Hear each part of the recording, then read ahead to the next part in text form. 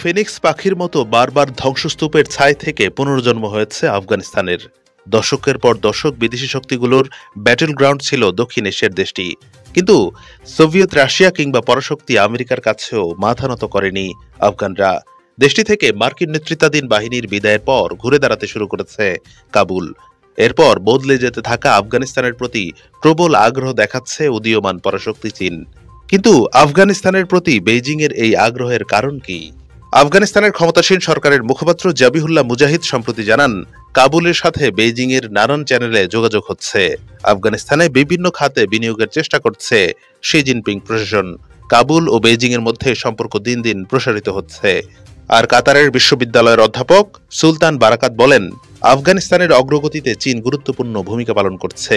এই কারণে চীনের কথা অন্যদের চেয়ে আফগানিস্তানে বেশি শোনা যায়। কিন্তু চীন কি আফগানিস্তানের নির্ভরযোগ্য প্রতিবেশী? এ বিষয়ে রাজনৈতিক বিশ্লেষক সেলিম পাইগির আফগানিস্তানের গণমাধ্যম টোলো নিউজকে জানান, চীনের সঙ্গে অত্যন্ত সতর্কতার সঙ্গে এগিয়ে যাওয়া উচিত। কারণ চীন আফগানিস্তানের জনগণের প্রতি নয়, আফগানিস্তানের খনিজগুলোর প্রতি আগ্রহী। কাবুলের উচিত এটিকে তার সুবিধার জন্য ব্যবহার করা। আন্তর্জাতিক সম্পর্ক বিশ্লেষক মোহাম্মদ ইমাল দোস্তোয়ার বলেন, আফগানিস্তানের প্রতি চীনের সাধারণত নমনীয় নীতি রয়েছে। আমাদের এই পয়েন্টের সুবিধা নেওয়া উচিত। আর মনে রাখতে হবে যে পরাশক্তি হওয়ার দৌড়ে চীনেরও প্রয়োজন আফগানিস্তানকে। কিন্তু কেন? বিভিন্ন গণমাধ্যমের তথ্য বলছে, বর্তমানে চীনের সবচেয়ে বড় প্রকল্প বেল্ট অ্যান্ড রোড ইনিশিয়েটিভ বা বিআরআই প্রকল্প।